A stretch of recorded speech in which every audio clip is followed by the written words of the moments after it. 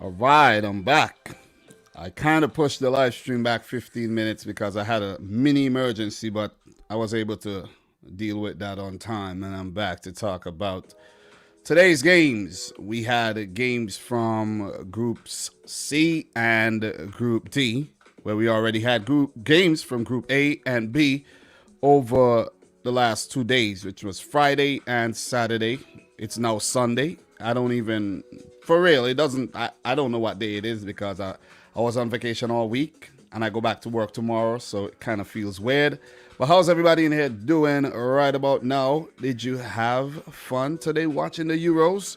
There's currently Copa America on the TV. Brazil nil, Venezuela nil, and I would love to watch it, but it's difficult, man. As I said, something's got to give, but at least I have it in the corner of my eye, just in case a goal is scored. I could be like, whoa, you know what I mean? Go Venezuela. How's everybody doing today, man? Back with another one. Guys, I'm planning on doing these every single day. You see what I'm saying? Every single day. And I see Mr. Double O is saying RIP Ericsson's career. Hope he can be a successful manager or something. Well, we're not gonna jump the gun here, but the news did come out that he did die. Like, he died. He had cardiac arrest and he was gone. They were able to bring him back. This is crazy. I saw it with my own eyes. I knew I saw a dead player on the field. And I was like, oh my God, I hope they could bring him back. And they did. Yo, it was so sad to see the players crying and everything. And we all feared for the worst. But a miracle happened. He saw the light, but he said, screw you, light. Not ready yet. Got to win a couple more titles. Spent all my years at Tottenham not winning any titles. And as soon as I win one title, I can't die now. I'm young. So, hope Christian Eriksen pulls through and we see him back on the football field again. Big up to All Time United, who did hit me up in the comments. Say he'll be here. Thank you very much for coming through. Guys, let's talk about these Euro 2020 matches. We are going to get into this. No delay. For those of you guys watching the replay, thank you very much for coming back again. Do appreciate that. So, just to do a quick recap of what has happened so far at the Euros. In Group A, Italy leads the charge after a convincing win over Turkey. That was 3-0. Wales and Switzerland played to a 1-1 draw after Switzerland scored first and allowed Wales back in the game. So that's how Group A stands. In terms of Group A, Belgium beat Russia, and that was by 3-0. Brilliant performance by Belgium. I'm currently wearing a Belgium jersey. I think that's the current jersey too. I'm not even sure. Doesn't even matter. But I like Belgium. The Belgium was a team I followed at the 2018 World Cup. Finland defeated Denmark. It was an unfortunate event there for Denmark, having to deal with the medical emergency of Christian Eriksen, and then had to go back out and play. And Finland, even though they had to deal with the whole situation as well, they came out winners. Denmark did miss a penalty. Finland won 1-0. And here we are now in Group C, where Austria are now top of the group after a convincing 3-1 victory over North Macedonia. These are the games that we're going to be talking about today. And the Netherlands and Ukraine played to a brilliant 3-2 thriller. So there's also games from Group D. One game, as I should say. England defeated Croatia 1-0. So these are the games we'll be talking about. I'll be leaving the England-Croatia one for last, of course, because that's the order that it comes in. But ideally, you would want to leave that one for last as well, because there's a lot of talking points from that one. So big up to everybody in here right now. We have Dr. Negative saying Brazil are favorites for the Euros and France are favorites for the Copa America. Very nice. Love the sense of humor here. definitely. Big up to Adam the Great. Says, hey everyone, today was a loss of my country, but a win for football, win for humanity. Erickson as well. All right. So what else we got here? Big up to everybody in the chat. If I'm not calling your name, sorry, I'll get to you eventually. How's everybody feeling? I spent the whole day in the basement watching football and playing FIFA. That's what I've been doing all day. You know, I feel my heart goes out to my wife, you know, who have to put up with my nonsense. Seriously, because this is unbearable. Seriously. So let's talk about the first game, man. Let's talk about the Austria North Macedonia match. So Austria defeated North Macedonia 3-1, and this is a big victory for Austria, as in this is the first time they have picked up a win in a major competition since 1990, when they defeated the USA at the 1990 World Cup 2-1. So in this game, we had Stefan Leiner, the right back, scoring a brilliant goal. That was a nice volley after one of the best passes you could ever see from Marcel Sabitzer.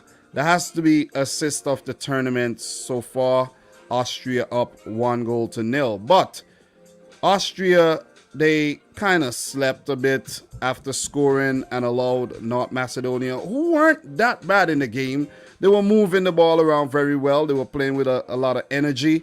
And it was a defensive error that caused Austria and Goran Pandev to tap in to make it 1-1. So it was 1-1 at halftime, and Austria had to do something to get back into this game, because when you look at the other teams in this group, you would fancy Austria to beat North Macedonia like I did predict them to do yesterday. Guys, don't forget I did predict them to win this game.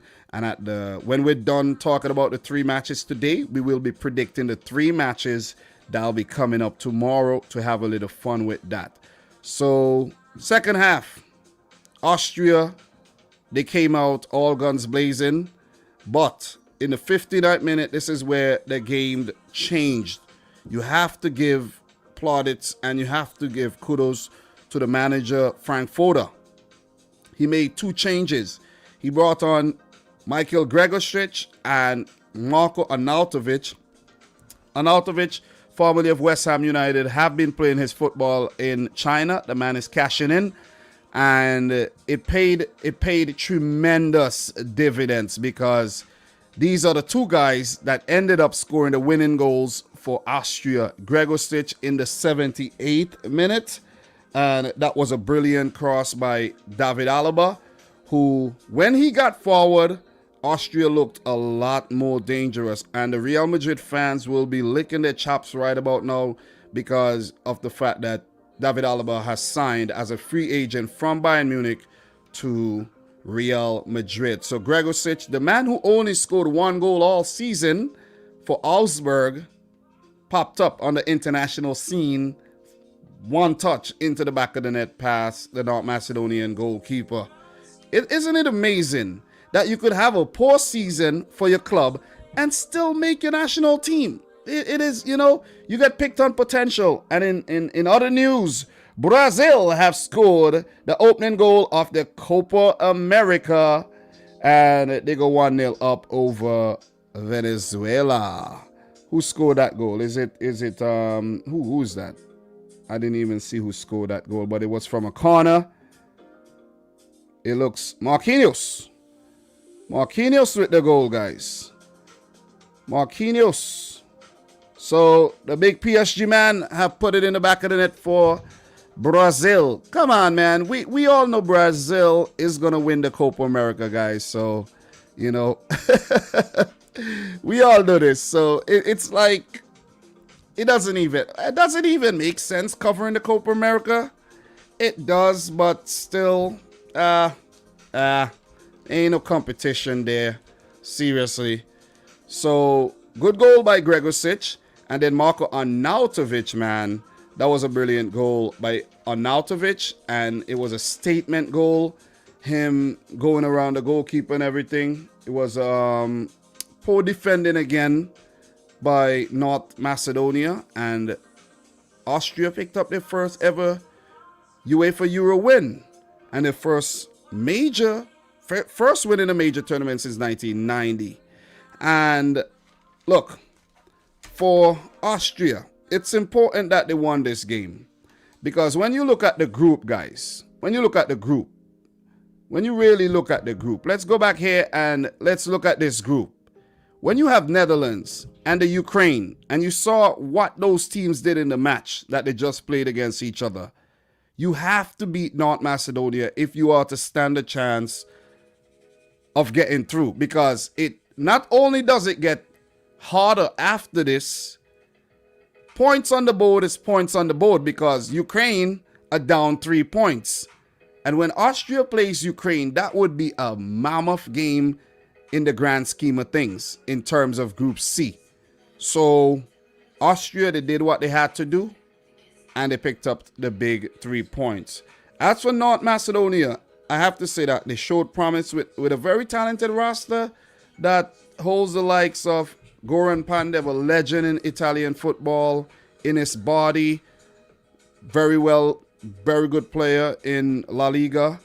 You have Ilif Elmas, who does play for Napoli. Ezgan Alioski, brilliant season with Leeds United. Ariana Demi. You have Ristovski, both of those guys playing for Dinamo Zagreb in Croatia. And a team has some quality. And I might be forgetting, not mentioning one or two names, but I think they went out there and they put out a respectable performance against this Austrian team. But you got to give it to Austria, man. They went out there and they played some very, very attractive football. This has to be the best I've seen Austria look maybe ever. So people are talking about dark horses. Could Austria be dark horses of Euro 2020? That's a question we all have to ask ourselves. Could they be dark horses? This was a record win, and they're showing their intent, and they mean business. I'm not saying that every team don't mean business, but this team means business. Quality 11. The likes of Kaladzic did not work out too much, the tallest man in the Bundesliga right now. But maybe next match, you'll see a Marko Arnautovic up top instead of a Kaladzic. So it's good to get that opening match jitters out of the way, win your opening match, and then move into the tournament where you'll know how to approach the situation. Austria does play the Netherlands come this Thursday, and we saw what the Netherlands are capable of doing. It's going to be another one. It's going to be another thriller. It is going to be another thriller, and I am looking forward for that. So in terms of stats in this game, it wasn't too one-sided, I think Austria, they got way back into the game in the second half, but North Macedonia did fight back. 10 shots at goal for Austria, 6 on target, 64% of the ball, 557 passes with an 83% pass accuracy. They passed the ball very, very well. Maybe it could be a little higher, closer to 90, but they do pass the ball very well. As for North Macedonia, 7 shots at goal, 2 on target, 36% of the ball. We expected them to have the least amount of the ball, and that's how it turned out. But they did fight, man. They did give Austria a scare, leveling things. Passing accuracy 72% from 327 attempted passes. One more thing I have to mention, guys, before we move on here, is the fact that this kit, this Austrian kit, man, that kit is lovely. That green, mint green shorts and that black top, oh man, with the patterns and everything, that jersey is that kit, not the jersey. The jersey is fire too, but I like just the mint green and everything. And also to mention, the North Macedonia kit looks fire as well. You see the white with the red trim around the neck and the arms, with the North Macedonian sun in gray coming out from the badge. It's quality stuff. So how's everybody in here feeling, man? What are your thoughts on this game? Let me know in the chat. Do appreciate that. We will get to the England game very soon, guys. I see a lot of you guys are talking about England already. We will get to that one. I don't know who really started a narrative on talking about England before we got to England, but we will get to the England game. So if you have any thoughts, yeah, I see Adam the Great have some thoughts here. Ristovski, defender, was really good for Macedonia despite them losing, sliding the balls from away from the Austrian players. Very, very good. Very good observation here. So Odegaard is saying, Dom, Alaba at left back or center back. I think Alaba is better suited as a left back, seeing that he would offer more creativity going forward. At center back, I don't too fancy him as a center back, to be honest. If you have real center backs, play them as center backs. You see what I'm saying? Not at like use Alaba as a center back. I really don't like the experimentation there, even though he is very, very versatile, who could also play in midfield. So big up to Dupe. How are you doing? I see you. Cash Tube Pardeshi in the house as well. We have Palomo. It's coming home. Nope. We'll see. We'll see. We don't know. We don't know. Dupe saying Sterling 1, Haters 0. We will get to the game just now. But if anyone have any more thoughts on the Austria, North Macedonia, please let me know. Don't seem like a lot of people are talking about this game. But guys, we have to keep our eyes on this very, very talented Austrian team, who I did not pick to get out the group. I picked them to come in third, but they just might prove me wrong. See a midfield of Xaver Schegler. We have Konrad Lima, very talented player. Alaba, Baumgartner, Sabitzer. Sabitzer is one of my favorite players on the team as well. And Stefan Leiner was a workhorse on the day. Hinteregger, we know what he's capable of doing at the back. Very, very dangerous in set pieces. The goalkeeper, Bachmann, was a surprise. Very much so a surprise. I think he plays for Watford, I heard. I'm not too familiar with that guy, Daniel Bachmann. But in the goalkeeping area, they're not too assured. That is something I do know. They're not too assured. So in terms of the fixtures, the next fixtures in this group, we would have Ukraine playing North Macedonia at the National Arena in Bucharest, Romania. That will be on the 17th. Which day is the 17th? Let me just check real quick. Oh God. Which day is the 17th? I think the 17th is Thursday. So on Thursday, we would have a game in Group C.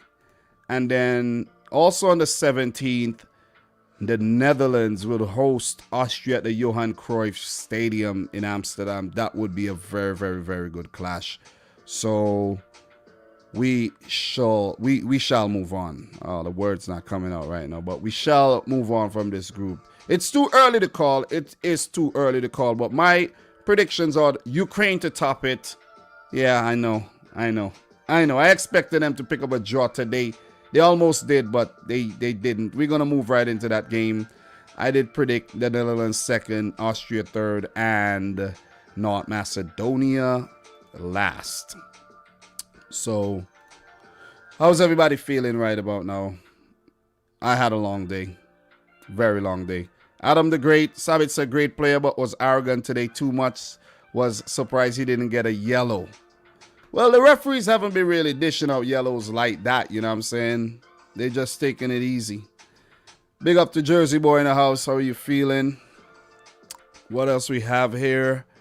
We have, let me see, Michael Olopido, who says Sabitzer is a gem, bro. Indeed a gem. So, Odegaard is asking a good question. Dom, would you start Alaba over Mendy? Ooh. He might just start over Mendy. Might just happen, man. So, yeah. So, let's see what Carlo Ancelotti does. Whatever he prefers. Let's see.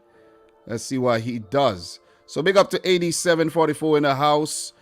Adam is saying, I hope Macedonia get third place. Adam, I think they'll get last in the group, man. I don't think they get in third at all. That third place ain't happening. Not happening. Not. They're showing some talent, but it ain't happening, though. It ain't happening. So, AD say Neymar, big chance missed. Yeah, I did just see that. Brazil leading 1-0 in the 34th minute in the Copa America. Yeah, we got Copa America going on right about now, but it is very, very difficult to keep up with all these competitions, man. Errol Brown, Rich, hope they ease up on Sterling now. I don't think they would ever ease up on Sterling. Big up to Julian, big up to AD Booth, big up to Fabio. Everybody, all my boys in the house, how are you guys doing, man? Guys, make sure you smash the thumbs up button for the video. As soon as you come in the house, make sure you smash the thumbs up button. Let's get those likes up on all the videos, man. Let's get into the habit of liking videos. You see what I'm saying? You guys are not likers. I realize that. You guys are not likers, man. You guys watch the videos and you don't hit the thumbs up button. Don't know why. Let's get the stream up to 50 plus thumbs up. Yesterday's stream is close to 100 right now. So, yeah. So, what we're going to do, we're going to move right into the next game. And we will be talking about the Netherlands versus Ukraine. Woo. And guys, you see I have the whole Group C background and everything. I got it locked, man. I got it locked. So, Adam the Great saying I haven't watched the Netherlands versus Ukraine. Quite sad I didn't. Yeah. That was a good game, man. That was a good one. And I'm glad I did get to watch it. It wasn't easy to watch all the games so far, but I've been doing my thing, man. And it's like, for example, when I'm done from here, I have to go to Home Depot. I got to buy a few things. And while I'm there, I'll have a game watching. If I can. I doubt. I don't think I have the Copa America on mobile, but I may find a way to do it. Or it might just be over by the time I get there. So, yeah. So, big up to Lennon Sweet in the house who says, Dominic, if Sterling performs in the Euros, he can save his Man City's career. Would he? That's a question. I don't think his Man City's career is in jeopardy. It's just that whenever a player does not perform well, he's always in the rumors that he's leaving and all of that. Sterling has a lot of years left on his contract, I think. And I do think I think so. The last time I think Sterling has a few years left on his contract, man. And Sterling would be very expensive for any club in England right now. And I don't see... The only place I could see Sterling maybe going is maybe to Tottenham Hotspur. In a Harry Kane swap deal type thing, whatever. But I really don't see that happening either. But because why would Sterling want to go to Tottenham? You see what I mean? Like, that would not make... no sense. Like, you're at a team where you're winning trophies every single season. Yeah, his contract expires in 2023. You know, you're winning things every season, and you're gonna go to Spurs. Nah, that ain't gonna happen. So, guys, let's talk about this game: the Netherlands versus Ukraine. 3-2. I think I played it safe, and I predicted a draw. I think that was my prediction. I think I did predict England to beat Croatia, and they did. I did predict Austria to beat North Macedonia, and they did. And Ukraine to draw with the Netherlands, and they almost did, but they didn't. This was a very, very good match, man. I have a lot of notes written down from this one. A lot of notes, man. And there was a lot of chances for the Dutch. Before I get up to the goal, I'll just talk about the events that led up to the goal. 2nd minute, Memphis Depay with a strong run.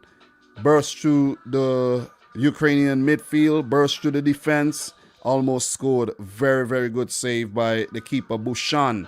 That keeper was very, very good. And from what the commentators were saying, this season was his breakout season. So Chubin and Piotov was on the bench. They couldn't get in because of this guy, Bouchan. And he was very, very brilliant for most of the game until the mistakes start kicking in and everything. So, but the thing is, when I saw this Ukrainian lineup, I was a bit surprised, to be honest, because I was expecting to see Sigankov. And I don't think Sigankov is he even fit? I don't see him. Yeah, Sigankov might not be fit. Yeah, he's not fit, because I'm like, how come he's not in the team? So Victor Shigankov is currently injured, it seems. So yeah, but Stefanenko, maybe a player like Stefanenko, you would have expected to see from the start.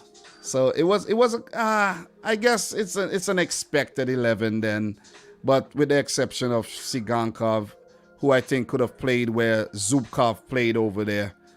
But the Dutch 11, a kind of weird 11 too when you really look at it. With Weghorst up top, you kind of question his inclusion. Timber at the back as well, a new player on the scene. Van Aanholt, there's a little iffy. The team is a little iffy and maybe tested when they come up against better oppositions, more quality oppositions. But let's go back to the build-up to these goals. All the goals came in the second half, but there were a lot of chances in the first half, a lot of opportunities for the Netherlands. Not so much Ukraine, who did have some half chances, but nothing of note. The 5th minute, Dumfries, man, he had a brilliant chance. That was the first of his many chances. That was from his right foot. Saved, well saved by Bushchan. Not a big save in the first 5 minutes of the game. Bright start to the game for both teams because Ukraine ventured forward a few times, not creating any chances, but they looked good. And when you think of Ukraine, they played 3 games at Euro 16, didn't make it out the group. They lost all 3 games, and they didn't score a single goal. So a lot was expected of Ukraine this time around, where their last big tournament goal goes all the way back to 2012 when Shevchenko, got on the end of those. So they needed an improvement from Euro 16, but it wasn't, in the end, it proved not to be a good start to the tournament, even though they try. So for the Netherlands, though, who missed the last 2 major international tournaments, this is a big tournament for them, and they have started things out on the right foot. So Weghorst, he got in behind, but Bushchan again off his line quickly to foil his opportunity. Wijnaldum had a brilliant shot save. Wijnaldum, man, for the Dutch team, he looks so good. He's like a shadow of that Liverpool player whenever he plays for the Dutch national team. But you got to give him credit for what he has done with Liverpool, man. I think there was a stat that he featured in about the last 87 of the last 88 league games or something. So the engine on this guy, Wijnaldum, and I think PSG, they have found themselves a very, very good player. Very, very underrated. 40th minute, biggest chance of the first half. Denzel Dumfries. What an open header that he should have put into the back of the net. He missed it. He later on did score. We'll get to that one. But he could have scored. He could have scored a hat-trick. And before I move on, I have to talk about this guy, Dumfries, though. Dumfries. You know what I'm saying? I went to McDonald's and I bought Dumfries. Look, guys, look. Someone's picking this guy up. Someone is picking this guy up this summer transfer window. Remember, I told you that. Someone is picking up this guy, Dumfries. And who knows? It might be a team like Arsenal. Guys, if you're in here, make sure you smash the thumbs up button for the live stream. Let's get the stream up to 100 likes today. But let's go back to Dumfries, though. Dumfries. He was one of the best players on the day for the Netherlands. I gotta say. Definitely one of the best players. And in the end, he turned out to be the hero with that 85th minute goal. But someone is gonna pick him up. This is what when I was watching him play, I've known of him for a while, and he's been playing well for a while. I think he's still at PSV, right? Some bigger team is gonna pick up Dumfries. Do you guys agree with what I'm saying right now? If you do, just let me know in the chat. So, second half. First, let's say 5 minutes of the second half, very, very exciting stuff. Both teams came out the blocks with intention, showing a lot of intent to get that first goal, because you get the first goal in the game, it then dictates how the rest of the game is played. And we saw the Netherlands get the first goal. 52nd minute, cross save by Dumfries. Dumfries with the cross after defensive error. Bouchan parries the ball, and Gini Wijnaldum, Johnny on the spot to put into the back of the net. Brilliant goal. And we were just talking about the way he plays for the Netherlands, how advanced he is compared to the way he played while he was at Liverpool under Jurgen Klopp. At Newcastle, he was the type of player that he is for the Netherlands. Remember, one game he scored 4 goals. Would he be that type of player at PSG? He just might be. He might just be able to play with a lot more freedom while he's at PSG. So that is something very important to note there. The Dutch up with the first goal. Weghorst in the 55th minute, he had an easy shot saved, and as we know, he did score 4 minutes later. So that was a tease.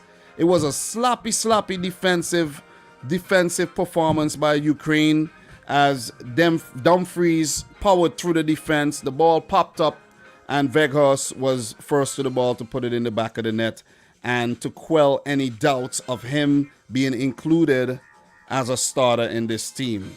So 2-0 to the Dutch. And at that moment, I'm like, okay, they're in cruise control. They are in cruise control, and they are going to just maybe score 4 today on the Ukraine. But Frank de Boer, I think he may have lost the trick a bit there when he made those substitutions. I know Daley Blind haven't been at his fullest, but he did make 2 changes. He brought on Ake for Blind and Wijndal for Van Aanholt. And the moment he brought these players on, the moment he changed this, maybe it was a change of system as well. The moment he did that, it's just like the Dutch just opened up their floodgates, and it was like, here, come on in, score as many goals as you want. Ukraine came through, and they backed 2 in the 71 in the 75th minute from Yarmolenko. That was a screamer, but they did tease with Yaremchuk. His shot hit straight to the goalkeeper, Stekelenburg. It's also surprised that they have so many old goalkeepers, though. I know Sillerson is usually their number 1, but he's sick due to COVID-19 contraction. But Stekelenburg, who was in goal at the 2010 World Cup and has been out of favor for a while, is now the number 1 goalkeeper again. He wasn't tested as much until that point, but that Yarmolenko goal, man. The thing about Yarmolenko is that he can be so good, and in other games he can be very, very bad. He could be just like a ghost. You see what I'm saying? He can be like Casper the Ghost himself. But that was a brilliant goal. I think that was one of the goals of the tournament so far. I can't remember every single goal scored. Not a lot scored so far, but that one holds the aces as the best goal so far in the tournament. Do you guys agree with me, or do you not? It would be very, very difficult not to agree with that goal, because that was a screamer up in the V. And I think Stekelenburg just actually, he dived for the camera to say he actually put in an effort. Ukraine went one better and equalized in the game through Roman Yaremchuk. And at that point, I'm like, oh my God, here we go again. The Dutch is capitulating. They might actually go on to lose the game. And it was a foul on Zinchenko, Malinovsky, the Atalanta man, with the brilliant left-footed ball into the box, and Yaremchuk with the header in the back of the net for his 8th international goal to make it 2-2. But the Dutch didn't say, hey, man, we're going to sit back. You know what, man? We're going to sit back and we're going to take this damn draw. No, they went for it. Denzel Dumfries. Denzel Dumfries, man. What a player he is. I think he could take his game up a little bit. And he did at that moment, because that was a brilliant header from that Nathan Ake cross. And Ake was getting a bit of a, they were kind of blaming Ake. I heard the commentators were saying, since Ake was introduced into the game, the defense have kind of looked a little shaky since the changes were made. But Ake being a naturally left-footed player, what a cross that was. And as a Man City supporter, it felt really good to see a Man City player cross the ball into the box and Denzel Dumfries to head it in. So big up to everybody in the chat right about now, guys. Make sure you smash the thumbs up button. Let's get the stream up to 100 thumbs up. If you're liking the video, if you're enjoying the coverage, I will be doing this every single day.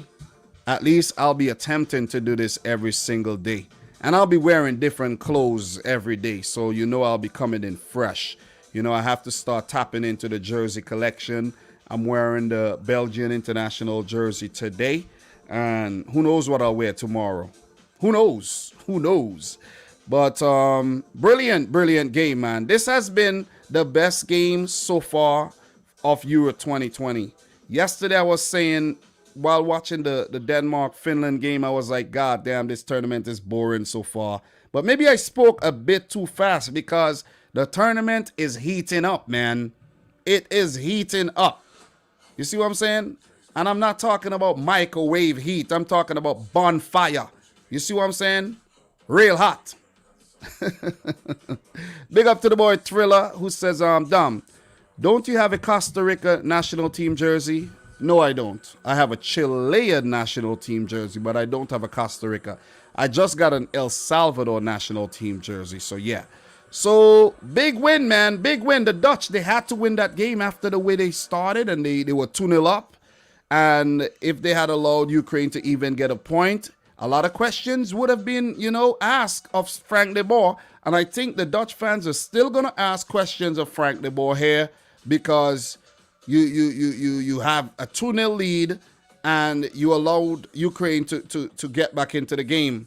And it would have been much better if they had finished the game 2-0 with a clean sheet, big morale boost for the defenders and everything. But the fact that Ukraine were able to get 2 goals, the players would be questioning themselves. But, a win is a win. And the Dutch have to look to build on this win and, continue deep into the tournament. It is very important to pick up 3 points in the group. And another point, I think, would be enough to secure a spot into the round of 16. I think 4 points is enough, and you have to keep your the amount of goals you concede down, and goal difference would come into play. So in this game, the Dutch had 15 shots at goal, 7 on target, compared to Ukraine's 7 at goal, 5 on target.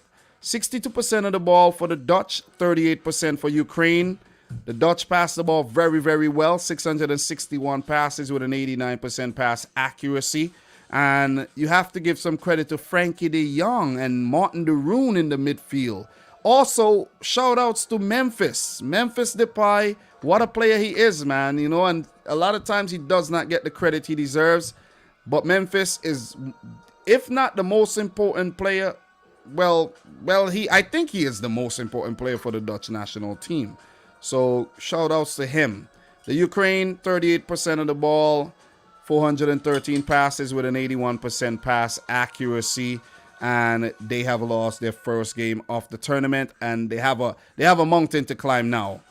I've been talking a lot about the Netherlands, but I haven't been talking about the Ukraine, who have been very, very inconsistent. They're a type of team that one day they could pop up and they could pick up a draw against France in World Cup qualifiers, and then they would go and then they would lose. They would, draw 1-1 to Kazakhstan and things like that. You know what I'm saying? Things like, and 1-1 to Bahrain. Even though the quality of the team they put out might have been a little weaker. But if you look at the last couple results for Ukraine, they have been getting battered by better, more quality oppositions. Like 4-0 against Spain, 2-1 against Germany. You see what I'm saying? They did beat Spain as well. So they're a very inconsistent team, and they need to be a lot better. I think they might be overthinking a few things at times. So Shevchenko and his boys, they have to work it out as they venture deeper into this tournament, where their next game will be against North Macedonia come this Thursday. And for the Netherlands, they play Austria on the same day. So Group C. That's how Group C looks at the moment, guys. And it's well poised. Well poised. It's going to be a very interesting group where I think, as you know, because of the results, it will be between the Austria and the Netherlands. That game will be big. So how's everybody in here feeling? What are your thoughts? Any thoughts? Let me know. Any thoughts on this game? Any thoughts on the Dutch? Let me know, guys. So let me see. Just checking through the comments. Arnav Gupta, how are you, man? He says, I agree with you, Dom. Memphis is a baller. Netherlands best player. What else we have here? HSH is saying, De Boer is the weakest link. The team will grow on its own. Well, I think we got to give the manager a little credit at least. You know what I'm saying? Because when the teams lose, we blame the manager. But when they win, if we don't like the manager, we still don't want to give the manager credit. So I guess we got to give De Boer the credit because he brought on Ake and Ake put in the ball for the winner. So let's keep it 100 here. Arnav is also saying that this game was amazing, and amazing it was. Best game of Euro 2020 so far. So guys, I remind you, make sure you smash the thumbs up button. Let's get the stream up to at least 75 likes, and then we'll work towards there. Appreciate everybody who came through. Appreciate everybody who stuck around. Especially those who came through and those who stuck around. For those who just came in and went out, whatever, man. You know what I'm saying? Seriously. And for anybody who's watching the replay right about now, you the real MVP. I do appreciate you checking the video out, even though you couldn't catch the thing live. So we're going to move on to the final game of today's analysis, and that would be the England-Croatia match, where England defeated Croatia 1-0 at Wembley to top Group D. So I like to say congratulations to England. We switched the background right there to England's Group D. So congrats to England. I know there's some big English fans in here. Jersey boy who says England was shy today. Could have been a different story if Croatia had a good striker. Very good point. Very good point. I don't think England were so shite on the day, but it's the first game of the season. You're playing with a bunch of players who are playing in their first major tournament and everything. So we can't be too harsh on, don't be too harsh on your team, guys. You know what you Liverpool fans always say? You know what you Liverpool fans always say? A win is a win. So when it comes to England, don't be overly critical. A win is a win, and it would be a good morale booster going into deeper into the tournament, because I think Croatia was the biggest hurdle in this group, and it was a rematch of the 2018 World Cup semifinal where Croatia did get the better of England, and England got their revenge. So it's the first time that England have won their opening match ever in a Euro tournament. And it's the first time Croatia have failed to win. They not win. It's the first time they have lost their opening match of any Euros they have taken part in. So surprisingly, there were no Liverpool nor Man United player in England's starting 11 for the first time since 1992, in a starting 11 that had Kieran Trippier at left back. If England had lost this game, there would have been a lot of questions for Southgate on why Kieran Trippier was put in ahead of a conventional left back in Luke Shaw. Chilwell wasn't in the squad, but I think Luke Shaw should have started the game. Why play Trippier and not Luke Shaw? But it seems as if, and it's quite evident and it's quite factual, that Trippier is Southgate's go-to man. Like if for example, you had the best left back in the world and the best right back in the world in the team, Southgate would find a way to put Trippier in. He would probably play him in defensive midfield. He would probably play him as a winger. I kid you not. The man just loves Trippier. That's the secret sauce. Kieran Trippier, who won a La Liga title this season with Atletico Madrid. And from what I heard, the commentators say he was even in the La Liga Team of the Year. I don't know how true that one is, but that is crazy. So, of course, Trippier has to start. So, if anybody's like myself was actually questioning his inclusion, he's very versatile, but he is not naturally left-footed, and you would want a left-footed player over on that side. Tyrone Mings, sometimes I see they put Ming, sometimes they put Mings. What the hell is his name? Is his name Ming or Mings? We need to get this one straight. Mings or Ming? And John Stones was at the back. Something I noticed about Stones today, I saw him alongside Douye Chaleta Sarr, and Chaleta Sarr is so big comparing to John Stones, who looks so puny. Oh my God. But that guy Chaleta Sarr, a bigger team than Marseille is going to pick him up, man. You know, he's very talented. He's been around the team since the 2018 World Cup for Croatia. So, yeah. Kyle Walker, not at his best on the day in terms of some of the decision making, I have to say. But overall, he was satisfactory. Involved in the, I think in the build-up of the, was it the Phil Foden chance? Or one of them opportunities he was involved in. I'll get to the notes pretty soon. But Calvin Phillips, man, the man who picked up the assist for the Raheem Sterling goal. Guys, I actually had Calvin Phillips in my Premier League team of the season. He didn't make it, but he was Leeds' best player of this season, where, you know, he helped Leeds stay up and everything. Declan Rice, you know how good he is. And you know what, guys? It's going to be interesting to see what Southgate does when Jordan Henderson is fit again, like when he's fully fit, if he's going to drop Phillips or Rice, because these guys are looking undroppable right about now. You see what I'm saying? Mason Mount, we know what he's capable of doing. The man is high off that Champions League title win. High. His confidence is sky high. You know when you win the Champions League, oh man, how good you feel? The Chelsea fans would know what I'm talking about. Raheem Sterling must feel on top of the world after scoring. You know, he just got an MB from the Queen and everything. So he got to be on top of the world right now. After all the doubts, all the rumors that he could be leaving after the poor end to the season he had.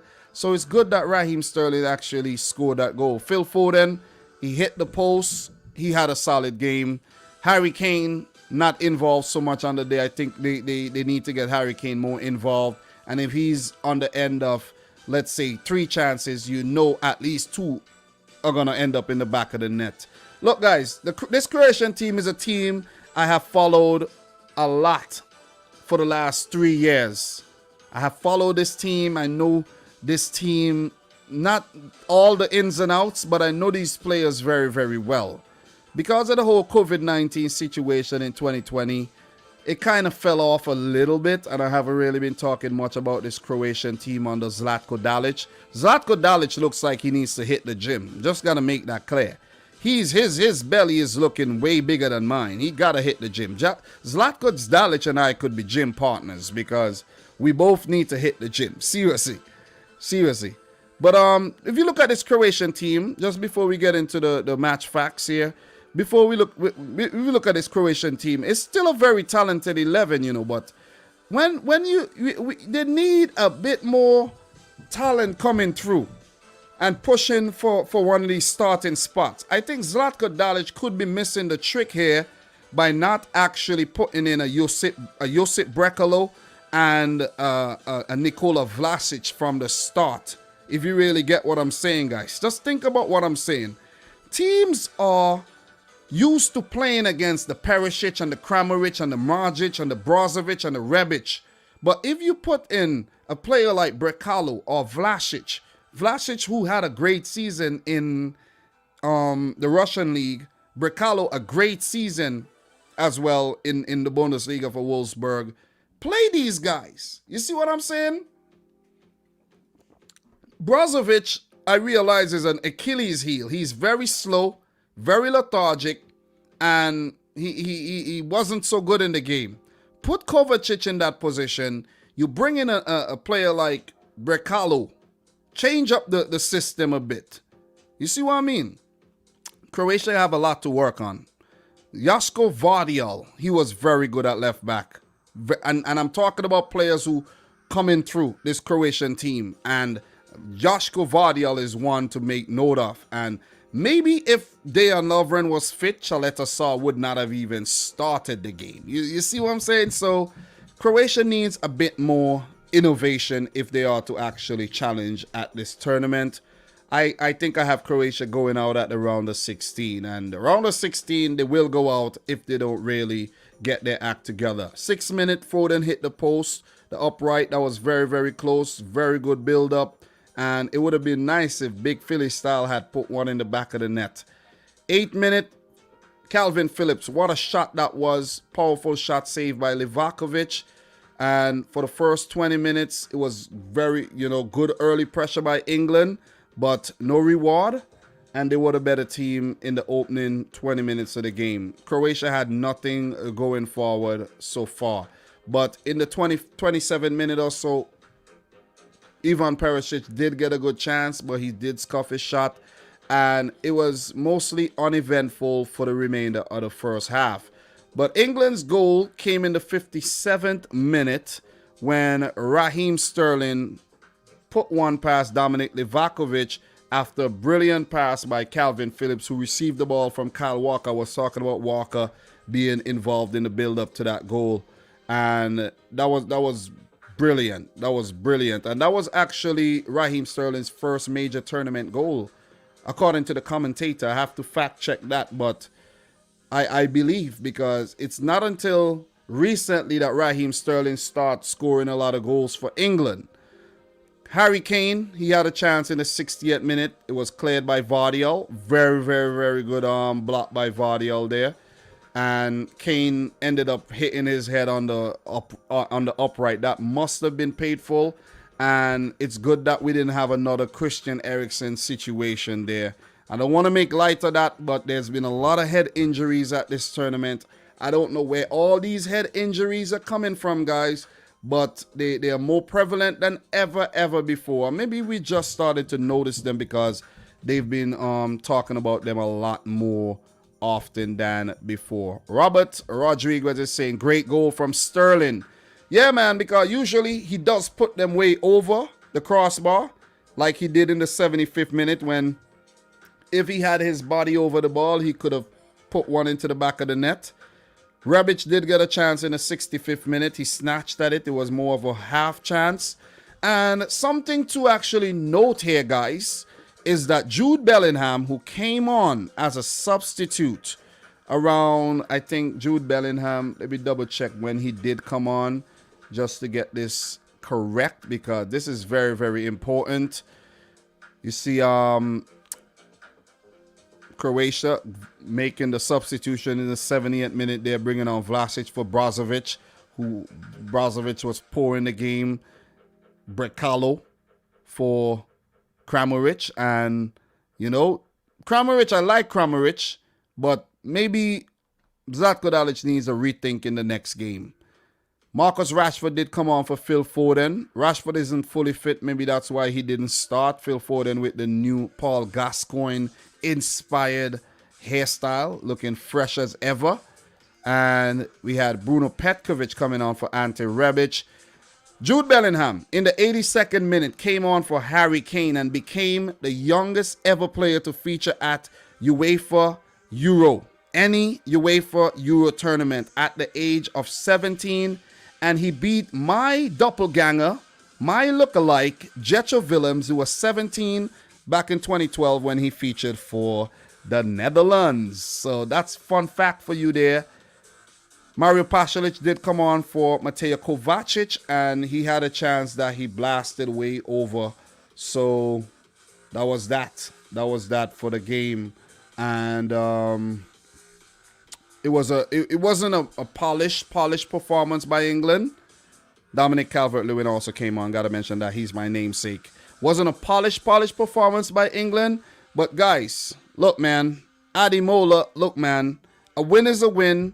It's good to get those, that first game jitters out of your system. Get the monkey off your back and pick up 3 points. Because if it had gone any other way for England, everyone would have been talking about Southgate out, Southgate this, Southgate don't know what he's doing, and all of that. You see what I mean?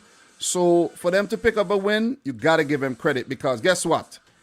You're not the only one on the field. You're not playing with an open goal. You see what? You're not playing against San Marino here. You're playing against Croatia. Big up to Adam the Great for dropping the 50 Havatskan dollar here. He said, I get what you're saying, Dom. I would have put Orsic over Kramaric.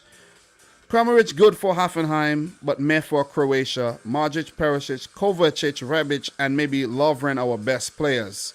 I even forgot about, to be honest, I didn't even think about Mislav Orsic, the man for Dinamo Zagreb, who literally destroyed Tottenham in the Europa League. So if you check the Croatian bench here, we check both benches. We check both benches. We could talk about both benches really quick.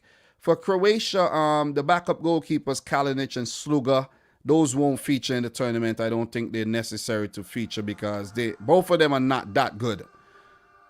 Sluga plays for Luton Town, and Kalinic is an Aston Villa own goalkeeper. He used to be the number one until he just got, I don't know what happened to him. Brkalo, Vlasic needs to be involved. Budimir, I think his name is Ante Budimir. I don't know much about this player. Pasalic for Atalanta has been good, but I don't think he featured a lot for Atalanta. Milo Skoric, a player I've heard about, but I haven't seen a lot of him. Milan Badel. Milan Badel has to be one of the biggest passenger player. He just gets picked for every single tournament. Every time Croatia has an international match, Milan Badel is part of the team, and he plays the least amount of games. Why have Badel in the team? Why not bring through a young player like an Antonio Marin, or maybe one of them other guys who are coming through the ranks right about now? Why you keep persisting with a guy like Milan Badel? Seriously, it's a joke. Bruno Petkovic, has come through at Dinamo Zagreb, so I expect to see him in the team. Juranovic, Josip Juranovic, I think he's a fullback. Domagoj Bradaric, he's a young up-and-coming player. And Luka Ivanushets, who plays for Dinamo Zagreb. Mislav Orsic wasn't a part of the match day squad, but he may be part of the squad itself, but he wasn't in the lineup. You look at England, Bellingham, Saka, Reece James, Ben White, Dominic Calvert-Lewin, Connor Cody, Marcus Rashford, Jordan Henderson and Dean Henderson, Sam Johnstone, Luke Shaw, Jack Grealish, who didn't feature. This England team, listen, I know I predicted England to get knocked out in the the semi-final. What am I? Round of 16. But I think England has to try to get at least in the semi-finals with this freaking squad here. Ooh, Brazil almost scored a tap in there. Gabriel Jesus with the ball. Neymar misses again. So, yeah, Copa America is currently going on right now in the background, guys. Haven't really gotten time to, watch it because I have to do this.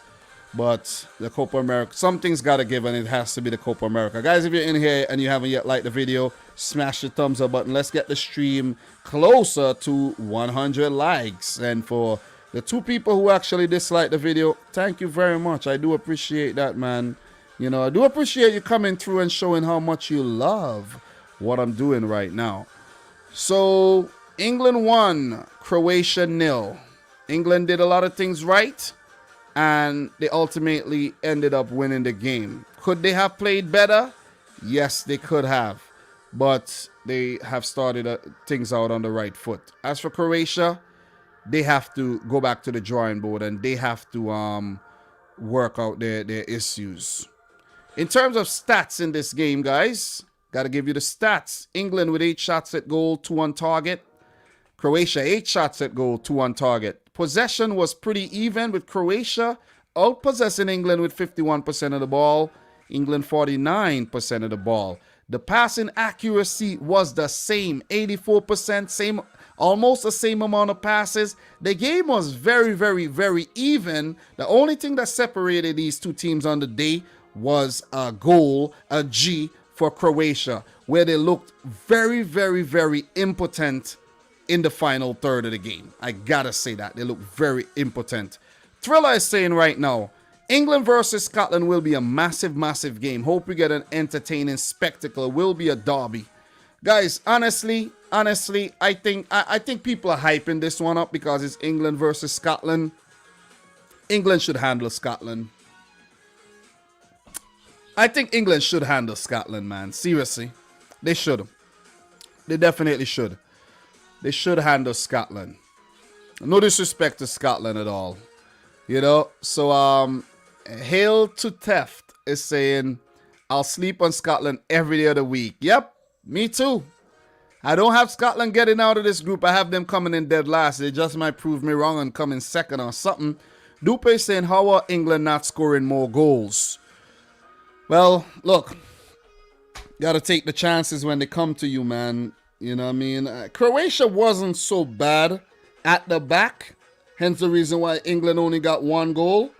But when you don't have Harry Kane involved more often than England did, that's what actually ends up happening. So, what else we have here in terms of comments before we do move on? Let us move on. Let us move on. Let us move on. We got to talk about the other Group D game, and we got to talk about the Group E matches that's coming up tomorrow. But before we do that, Scotland will play. Yeah, Scotland plays Czech Republic. We'll talk about that pretty soon. Croatia play the Czech Republic on the 18th. The last time I checked, the 18th is, I think, Friday.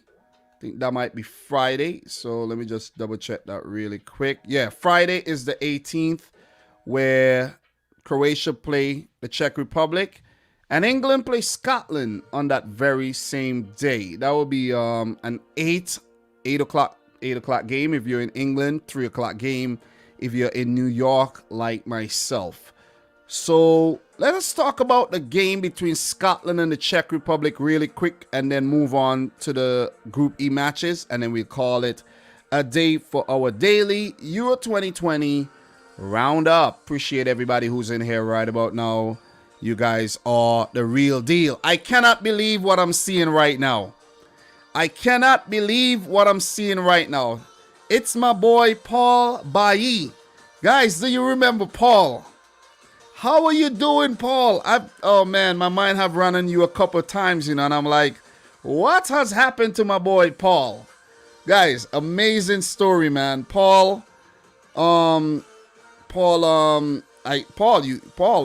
gotta be good now. You gotta be good. Paul is you know what? I don't want to talk about it too much. I don't want to talk about it too much. You've been you know, you're blessed, bro. You're blessed. You're blessed, but you give me a scare. You give me a scare back in, when was that, man? That was a long time ago. That was a long time ago, man. But Paul is a very strong guy. Very, very strong guy. And we won't get too much into details right about now, but very, very inspirational stuff. It's nice to see you. I feel good. I feel damn good, bro. Yeah, man. Just made me feel so happy. God damn. God damn. So AD Boot is saying late Friday, England versus Scotland. So many drinks. Yeah, the pubs will love that. So I see what you call it? Origin Z, how are you doing, man? You say Venezuela hit the ball. Wow, I didn't even see that. I missed that. I actually missed that. Venezuela could be a very good team on the day, you know. Very, very, very good team on the day. Guys, if you haven't yet liked the video, make sure you smash the thumbs up button. We are done with reviewing the 3 matches that were played on the day. But as I said, England, they had to pick up that victory because now they put themselves in a very, very good position. And all they need, most likely, is a draw, and they'll get out of this group.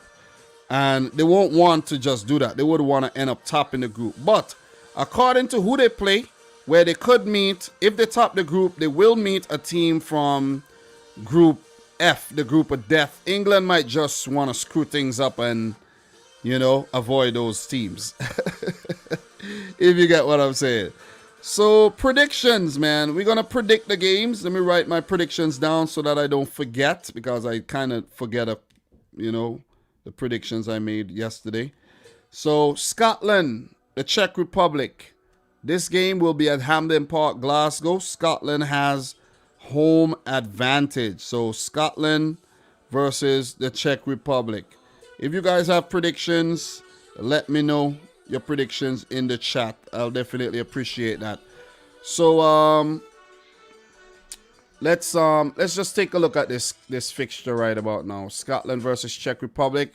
We'll have some head-to-head in major international tournaments where I think it has to be Euros or major tournaments. I'm not too sure, but I do have to pull up the Euro thing so that I could get the full head-to-head for you guys, because this is not the real head-to-head, the real overall head-to-head between these two teams. So Scotland versus the Czech Republic.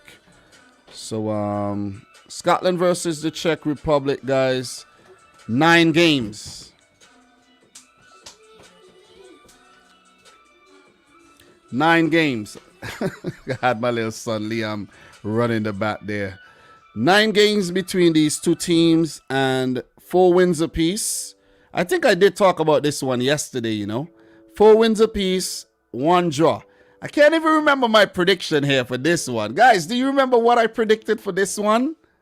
Do you remember what I predicted for this one? Because I really can't.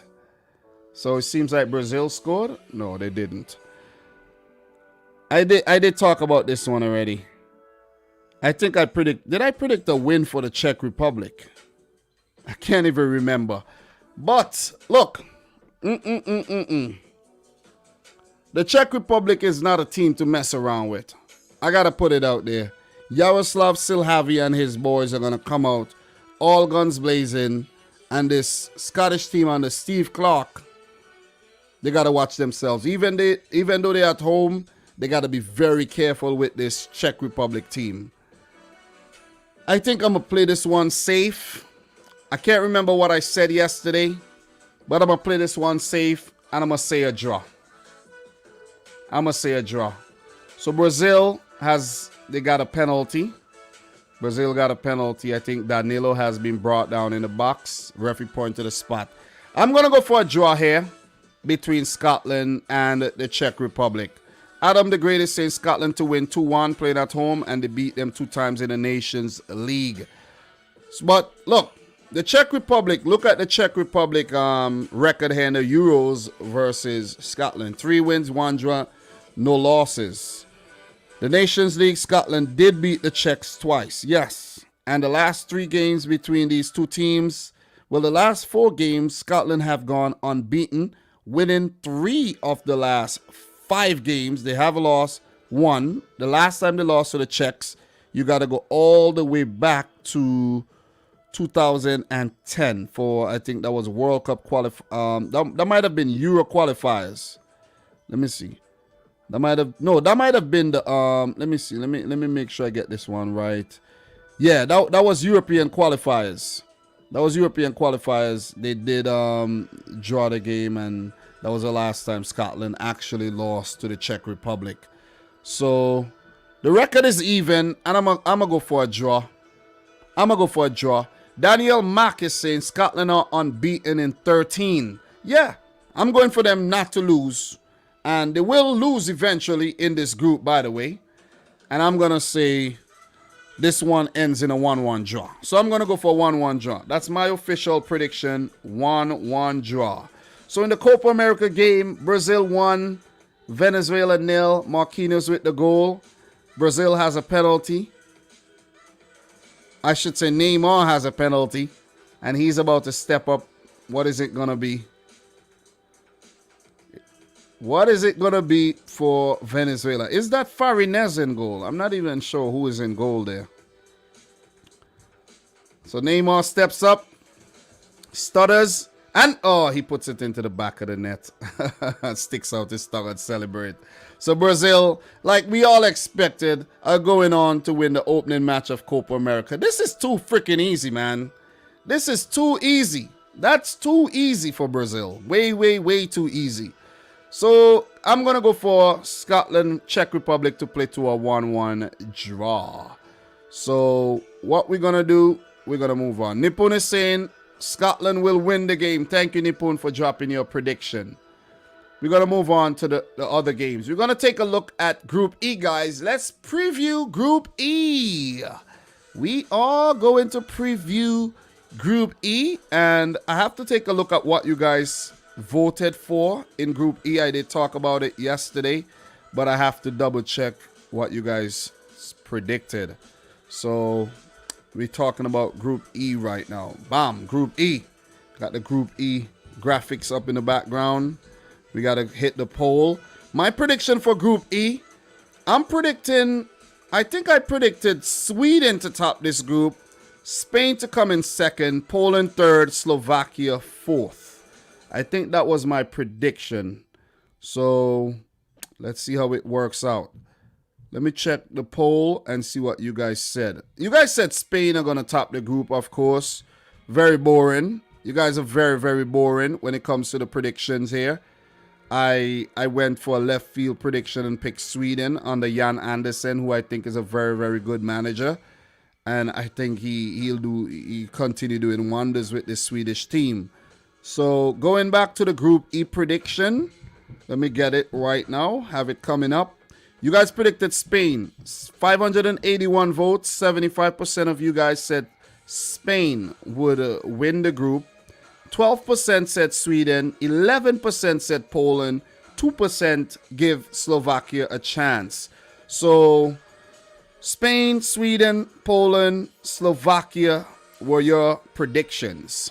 No games played in this group as yet. The games will be coming up tomorrow, where we're going to have, let me get the games for you right now. We're going to have Poland versus Slovakia and Spain versus Sweden when I get off from work. So after this Spain versus Sweden game is over, I'll be live again, guys, and I'm going to be doing this every single day that I can. I don't even care if my wife's mad at me. I don't care who's mad. I don't care. I'll be here every day until the tournament is over. All the way from the group stage, all the way into the final. We're going to be doing Euro 2020 daily. Forget about the Copa America this season. We cannot cover the Copa America unless games are being played in time slots where I could actually watch them. Right now, the game is actually in a time slot that I could watch it, but today is very difficult, guys. And as Thriller is saying, football is life. Today is very difficult because, look, I could have watched this Copa America game and I could have talked about the Copa America after. But Thriller said football is life. You have to manage football in life because when I'm done, I got to drop the wife. I got to take the wife to Home Depot. She got to buy some things. She got her sister coming up from St. Lucia with her 2 kids. The house is going to be full with little kids running around. She has a inflatable pool. She want to hook up the pool, and I haven't done anything to help with that. So we really got to get this thing going. So Hail BNG is saying Eastern time zone supremacy. I know, right? I know. Brilliant. I was actually thinking about that today when the people in California has to wake up like mad early, like 6 o'clock to watch games. And in terms of the Premier League, they got to wake up 4 a.m. to watch Premier League games. So, yeah, Eastern time zone supremacy, baby. But I like the fact that in England, a lot of the games are played late. A lot of the games, like in the, most games are played after you get off of work, I think. So, yeah. Anyways. So let's move on. Let's talk about Group E a bit, where Poland, Slovakia, Spain, and Sweden are going to scrap it out, guys. And in terms of their Euro 16 performance, we could touch on a bit of that. We could talk about what these teams did in Euro 16. And as for Slovakia, they came in third in a group that had Wales, England, and Russia. Not bad. Poland came in second in a group that had Ukraine, Northern Ireland, and Germany. Spain came in second in a group behind Croatia, Turkey, and the Czech Republic. Sweden came in last in their group. So that is something we all have to note. Okay, so they would want to actually, Sweden would actually want to do better than that. The other teams did pretty okay last time around in terms of their group stage performances. So let's take a look at the games that's coming up. Poland versus Slovakia in St. Petersburg, Russia. I do fancy Poland. A Poland with Robert Lewandowski fit. You see what I'm saying? You have Szczesny in goal. You have guys like Zielinski. You have Matthias Klick coming off of a very solid season with Leeds. But this Slovakian team, you can't trust this team. Do not trust this Slovakian team. I'm going to tell you this again. Don't trust this team. They could creep up and they could bite you in the ass, for the lack of better words. In terms of form, Slovakia, they're unbeaten in the last 5 games. 1 win, 4 draws. Poland, 1 loss, 1 win, 3 draws. In terms of head-to-head in major tournaments, I think that's what this is, or maybe Euros. 2 games, 1 win for Poland, 1 win for Slovakia. In terms of overall head-to-head, I'm going to get that for you right now, guys. I'm going to give you the value that you've all been looking for.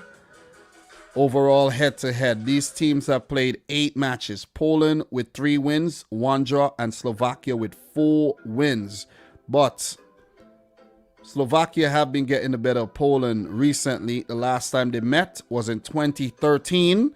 A 2-0 win for Slovakia, then a 1-0 win for Poland. 2 wins on the trot for Slovakia during, that was, let me see where these games are played. This was World Cup qualification back in 2009 for the 2010 World Cup. Slovakia beat Poland twice. So Poland, they would want to, come back here against Slovakia, who has been getting the better of them. Stefan Tarkovic is the manager for Slovakia. He's a 48-year-old manager. He's been appointed since October 2020. So they have had their problems with managers. Paulo Sousa, the Portuguese man in charge this year, January. So both Poland and Slovakia been having their problems with their managerial positions. Best players for both teams: Milan Skriniar, the big defender for Inter Milan, coming off of a Scudetto win, and Robert Lewandowski coming off of another Bundesliga win with Bundesliga, not Bayern Munich, Bundes Munich, coming off of a Bundes Munich win with Bundesliga. Beating Gerd Muller's record and all. The man has been on fire, but he's going to be tested at the Euros. I'm going to see if he's capable of putting them in the back of the net for fun like he's done for Bundesliga. You know what I'm saying? Guys, my prediction for this game. Boy. I'm going to predict Poland. I'm going to predict Poland to get the better of Slovakia here. I'm going to say 2-0. 2-0. Poland versus Slovakia. Let me know your prediction, guys. Let me know your prediction in the chat. All right, so Hail BNG is saying what Putin would do to Stanislav's Chechesov. Listen, man. Listen, Russia, who knows, man. I don't want to make any predictions right now on Russia. Ray saying Lewandowski, hat-trick. Prime Prodigy, dropping Poland. Julian, 1-1. Mr. Vasilix, 2-1 to Poland. Chicken Man, 2-1 to Poland. All right, what else we got here? Robert Rodriguez, so great for Finland. Nice to see them winning a game other than hockey. Very, very nice. Very nice comment. All right, so I'm going for Poland to win this game. Don't want to be too long-winded here, guys. So we're going to move on. Adam the Great is saying Slovakia to win over Poland 2-1. Dildar 2-1 to Poland. Robert Rodriguez 1-1. And Angel Anz is saying 0-0. So we're going to move into the last game, guys. And then we don't want to make the live stream super long and mess up the replay value. So we have the game between Spain and Sweden. That's going to be a big game, man. That's going to be a huge game. Huge game. Where we're going to see guys like Dani Olmo and Pedri and Thiago Alcantara up against the likes of Dejan Kulusevski, Alexander Isak, and Emil Forsberg on show. It's going to be a spectacle to behold. Spain, España versus Sweden. Sweden. A sleeper team. Scandinavian team. You gotta keep your eyes on this team, man. Overall record 14 matches between these two teams. Spain with 6 wins, Sweden with 3 wins, and 5 games ending in a draw. 2 of Sweden's win has, it's been stretched out, man. 1988, 2006 was the last time Sweden beat Spain. God damn. It's been a while. But the last time they met, it was a 1-1 draw in European qualifiers, and I think that was the qualifiers for these Euros, if I'm not mistaken. It had to be. Couldn't be World Cup qualifiers. Yeah, definitely qualifiers for these Euros, where these two teams met twice. Spain beat Sweden 3-0. The other game ended in a 1-1 draw. Before that, they met in 2008, where Spain also beat Sweden. So Spain has been getting the better of Sweden. This, apart from that 2-0 win for Sweden back in 2006. And in that game, we had, I was looking back to see if there was some legendary players featuring there, but nah, I didn't see any. So, yeah. This one is a little hard. The fact that I actually picked Sweden to place top of this group. Sweden, 6 wins in the last 6 games here. Form guide. Spain also unbeaten, but 2 draws sprinkled in between. I'm going to go for a draw here. I think this group could actually come down to goal difference or something. But I'm going to go for a draw.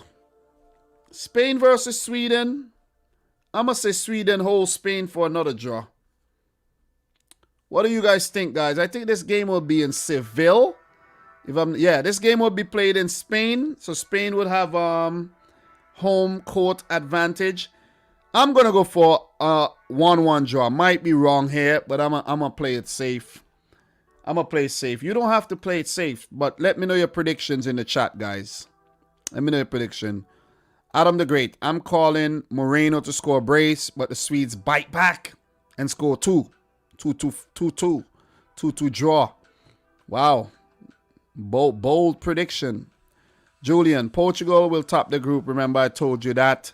We're not talking about that yet, but maybe you guys are talking amongst each other. We have AD saying 1-1. Julian, 3-1 to Spain. Angel, 2-1 to Spain. Jared, 1-1 draw. Hale, 1-1 draw. Chicken, 3-1 to Spain. Dildar, 2-0 to Spain. Morata with 2 goals? What are you? Morata? I don't know about that, bro. Maybe Ferran Torres, but not Morata for sure. Not Morata. Dupe saying 2-0 to Spain. So, look, man. That'll be it for today's roundup. Daily roundup, an hour, 22 minutes. I don't want to make it a marathon. I got things to do. And I have made predictions as well. We will be back to talk about these games tomorrow. And it will be around this time.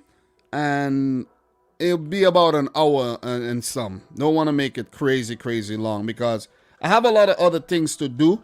So I don't want this to take up all my time, and next thing my wife files for divorce and and all these things, and then I got some business to deal with and everything. So yeah, man. You understand what it is, you know what I mean? Life is very busy these days. But guys, don't forget to head on over to the channel and check out all the fire content I have going on over there. And also, guys, I also want to, remind you guys that you could head on over to cardsplug.com/dominicrichfc. I have a special discount for you guys during the Euros, for the entirety of the Euros, and maybe after. I have to talk to the folks.